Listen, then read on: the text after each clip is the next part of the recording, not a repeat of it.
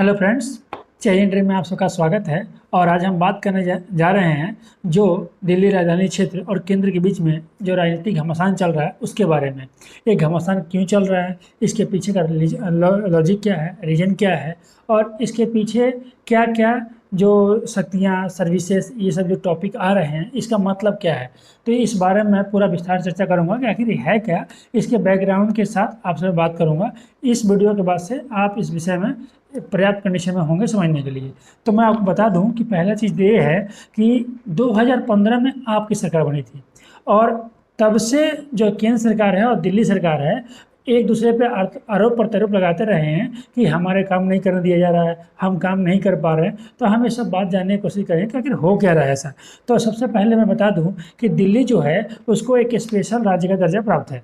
Special राज्य का दर्जा प्राप्त है वो आर्टिकल 239 AA में बताया गया है। ये जो 239 AA है इसमें 69वें संविधान संशोधन के माध्यम से इसको लाया गया था और ये दिल्ली को विशेष राज्य का दर्जा दिया गया था, क्योंकि दिल्ली जो है एक यूनियन टेरिटरी भी है और साथ साथ उसके पास विधानसभा भी है। तो इस मामले में दिल्ली बाकी जो यूनियन टेरिटरी है जैसे चंडीगढ़ है या बाकी और भी हैं उनसे एक अलग पहचान अपना रखता है। तो मैं बता दूं आपको कि आप ये बोल रहे हैं कि सबसे विशेष स्पेशल जो दर्जा दिया गया है, दिल्ली को स्पेशल राज्य का दर्जा दिया गया है, विशेष राज्य का दर्जा दिया गया है, और ऐसा क्यों किया गया और किसकी सिफारिश पर किया गया।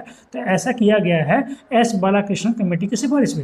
एस बालाकृष्णन कमेटी जो सिफारिश की थी उसके तहत ही दिल्ली को विशेष स्पेशल राज्य का दर्जा मिला था। तो यहाँ से क्या क्या बदलाव होगा, तो मैं ये बता दूं कि अगर दिल्ली के पास अगर जो है विधानसभा मिला हुआ है तो वहाँ चुनाव होंगे। पहला चीज़, जब चुनाव होंगे तो चुनाव का प्रतिनिधि चुन के भी आएंगे, मतलब मुख्यमंत्री के साथ एक मंत्रिपरिषद भी आएगी और साथ साथ यूनियन टेरिटरी भी है तो केंद्र का ही प्रतिनिधित्व आएगा जो एलजी के रूप में होगा। ठीक है, तो यहाँ पे आप ये सोच रहे होंगे कि सर बाकी स्टेट में गवर्नर भी होते हैं, तो गवर्नर जो होते हैं उसमें और यहाँ में थोड़ा सा मतलब सिचुएशन भिन्न हो जाता है सत्ता के मामले में।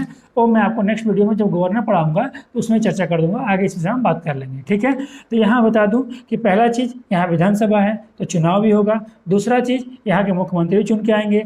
तीसरा चीज़ यहाँ की एक मंत्रिपरिषद होगी जिसको कुछ शक्तियाँ प्राप्त होगी। ठीक है, अब बात क्या हुआ कि यहाँ पे एक तो यूनियन टेरिटरी है, दूसरा विधानसभा है, तो यहाँ पे दोहरी सरकार की भूमिका उभर के आती है।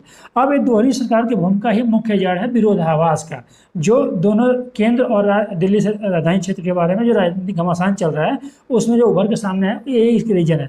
अब रीजन कैसे है, रीजन ये है कि केंद्र के पास जो शक्तियां हैं और राज्य के पास शक्तियां हैं। तो जो विशेष राज्य अधिनियम, जो विशेष राज्य का जो बनाया गया अधिनियम 239AA उसमें ये कहा गया है कि दिल्ली जो सरकार होगी एक तो पुलिस के मामले में, एक लैंड के मामले में, एक पब्लिक ऑर्डर के मामले में अपने इन तीनों को छोड़ करके बाकी मामलों में वो अपना क्या करती है, कानून बना सकती है, शासन कर सकती है। तो यहाँ मुख्य मुद्दा ये आ रहा है कि जब तीनों इनको छोड़ कर किसी मामले में बना सकती है तो फिर ये मुद्दा आ कहाँ रहा है, तीसरा जो भी जिस पर घमासान चल रहा है, जो बिल कल संसद में पास हुआ है और राष्ट्रपति के पास गया है।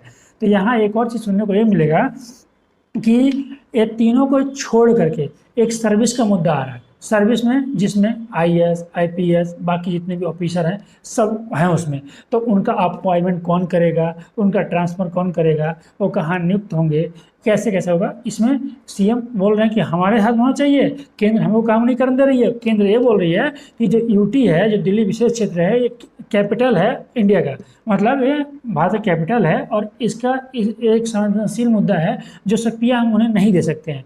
और आपने सुना भी होगा कि संसद में जो हमारे गृह मंत्री अमित शाह जी हैं उन्होंने अमेरिका, ब्रिटेन आदि देशों के साथ कंपेयर भी किया है कि जो वहाँ पे कैपिटल है वो जो है वो केंद्र के हाथों में है। तो एक ही मुद्दा ये हो गया, तो उसी मामले में ये चल रहा था। मैं यहाँ पे एक बार फिर आपसे क्लियर करना ये चाहूँगा कि जो 3 चीज़ें थी, पहला लैंड, दूसरा पुलिस, तीसरा पब्लिक ऑर्डर, ये तीनों को छोड़ के दिल्ली गवर्नमेंट जो है किसी भी मामले में कानून बना सकती है, ऐसा उस आर्टिकल में दिया गया था। मतलब अनुच्छेद 239 में दिया गया है। ठीक है, तो आप यहाँ आप कहेंगे कि सर तो जब ये दिया गया है तो मुद्दा कहाँ हो रहा है? तो मुद्दा ये हो रहा है यहाँ पे कि इसके बाद से जो केस हो गया जब सर्विसेज नहीं मिली दिल्ली गवर्नमेंट को, तो फिर केस कर दिया इन्होंने जाकर सुप्रीम कोर्ट में। तो सुप्रीम कोर्ट में एक फैसला इसी मामले में 2019 में आया था, जिसमें सुप्रीम कोर्ट की एक बेंच ने कहा था कि ये शक्ति एलजी के पास है। फिर से केस हुआ और उसका फैसला अभी 2023 मई में आया है, जिसके पास से क्या हुआ कि जो केंद्र सरकार है उन्होंने एक अध्यादेश जारी कर दिया। अब यहाँ क्वेश्चन ये होता है कि सर अगर सुप्रीम कोर्ट का फैसला आ गया है तो मानने के लिए तो बाध्य है, हाँ बाध्य है, लेकिन उस आर्टिकल में ये भी कहा है कि समय समय पर केंद्र जो है वो चाहे तो इस मामले में कानून बना सकती है और इस संवैधानिक अधिकार उसको प्राप्त है। अब यहाँ पे हुआ कि सर तो फिर अध्यादेश ला सकते हैं क्या? ये होता क्या है? तो मैं पहले बता दूं, अध्यादेश जो होता है वो कुछ नहीं होता है, एक सेम वैसा ही कानून होता है। जब संसद के दोनों सत्र, राज्यसभा और लोकसभा, या कोई एक सदन चल रहा हो एक नहीं चल रहा हो, तो हम उस मामले में अध्यादेश ला सकते हैं। ये सेम कानून की तरह ही होता है। और यहाँ फिर एक क्वेश्चन ये होगा कि सर जब ये अध्यादेश आ गया तो क्या ये लाइफ टाइम के लिए वैल्यू है? तो नहीं, ये मैक्सिमम 7.5 महीने के लिए वैल्यू होता है। नहीं तो इसका एक और शर्त होता है कि जो एक कानून है, जब पहला लोकसभा जब भी संविधान का सत्र बैठेगा, जब या लोकसभा हो या राज्यसभा हो, जो सत्र बाद में बैठा होगा, जो जैसे मानसून सेशन अभी आया है, तो जैसे ही संसद चालू होंगे उसके 6 वीक के अंदर, मतलब 6 वीक के बाद अंदर जो ये है विधेयक जो है वो पास होना चाहिए। जो ये लोग अध्यादेश कानून आया है ये बेल के रूप में दोनों सदनों में पास होना चाहिए, अन्यथा ये समाप्त हो जाएगा। तो क्या ये इसी माध्यम से समाप्त होगा या कोई और भी तरीका है?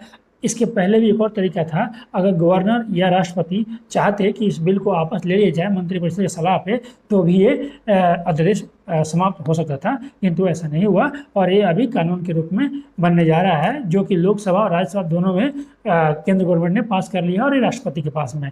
एक चीज़ तो ये हो गया। अब यहाँ पे सबसे बड़ा मुद्दा एक और आया है कि सर यहाँ पे national civil services national capital civil services authority, ठीक है, ये एक नया कमेटी अथॉरिटी बनाया है केंद्र गवर्नमेंट ने। अब इस अथॉरिटी के अंतर्गत 3 लोग होंगे। 3 लोग कौन? एक चीफ मिनिस्टर, दूसरा दिल्ली का गृह सचिव, तीसरा दिल्ली का मुख्य सचिव। ठीक है, ये तीनों लोग मिलके इस कमेटी के अंतर्गत जो भी सर्विसेज होंगे उनका अपॉइंटमेंट, ट्रांसफर आदि संबंधित फैसले करेंगे। तो आपको यहाँ बता दूं कि दिल्ली गवर्नमेंट फिर से केंद्र पर आरोप लगा रही है कि केंद्र अप्रत्यक्ष रूप से सारी शक्तियाँ अपने पास ले रही है। कैसे? गृह सचिव जो दिल्ली में रहेंगे वो कौन को अपॉइंटमेंट करेगा? केंद्र सरकार। जो मुख्य सचिव रहेंगे कौन अपॉइंटमेंट करेगा? केंद्र सरकार। अगर इन तीनों में चीफ मिनिस्टर, गृह सचिव और सचिव, अगर इन तीनों में विवाद होता है, पहली बात कि ये बहुमत से फैसला करेंगे, तो बहुमत ऑलरेडी 2 इनका होगा, जो केंद्र के ऊपर केंद्र की तरफ झुकाव हो रहा है। दूसरा, अगर इन तीनों में कोई विवाद होता है तो आखिरी फैसला किसका होगा? तो हमारे एलजी साहब का होगा। तो एलजी कौन अपॉइंटमेंट करता है? केंद्र सरकार। तो यहाँ पे दिल्ली गवर्नमेंट लगातार एक फैसला लगातार आरोप लगा रही है कि केंद्र हमारी शक्तियों को छीनने की कोशिश कर रही है, हमें काम नहीं करने दे रही है। इस तरह से ये अध्यादेश पूरा है। तो मैं आपको बता दूं कि इसमें फिर से दिल्ली गवर्नमेंट सुप्रीम कोर्ट की तरफ गई है कि क्या ऐसे किसी मामले में केंद्र सरकार या सेंट्रल गवर्नमेंट, यहाँ बोलना सही रहेगा, जो है वो लेके आ सकती है क्या अध्यादेश। तो अभी विवाद ऐसे चल रहा है, फिलहाल तभी कानून बन गया है, राष्ट्रपति के पास गया, साइन होगा, कानून बन जाएगा और अप्लाइड हो जाएगा।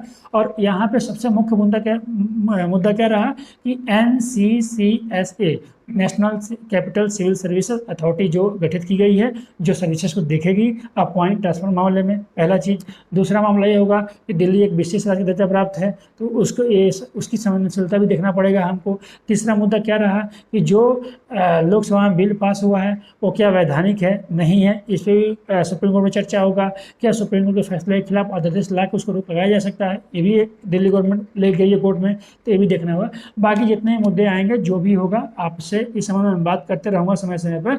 ये अभी करंट का मुद्दा है, इसीलिए मैं आपके सामने लेके आया। ठीक है, तो फिर हम मिलेंगे नेक्स्ट वीडियो में। जय हिंद, जय भारत। अगर वीडियो सही लगे लाइक, सब्सक्राइब एंड शेयर जरूर करें। जय हिंद।